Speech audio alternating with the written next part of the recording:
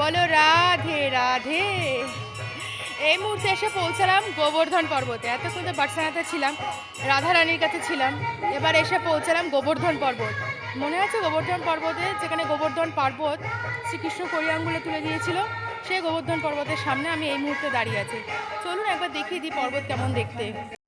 এই হচ্ছে গোবর্ধন পর্বত।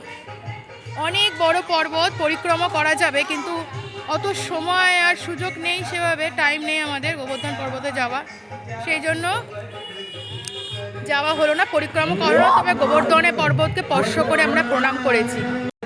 এইটা হচ্ছে মন্দির। মন্দিরের ভেতরে মোবাইল অ্যালাউ নেই, ফটো অ্যালাউ নেই, সেজন্য আমরা ছবি তুলতে সেভাবে পারিনি। আর এই হচ্ছে গোবর্ধন পর্বত। এখানে প্রচুর বাদর, আমি আগেই বলেছি, জল খাচ্ছে, এত গরম পড়েছে বলার মতন নয়। আর এই যে চারিদিকে এরকম ছোটো ছোটো টোটো অটো আছে ভাড়া পাওয়া। আমরা এই মুহূর্তে বেরিয়ে গেছি, এবারে আমরা একটু মথুরা যাব, তারপরে সোজা ওখান থেকে দিল্লি। এখনো রাখছি।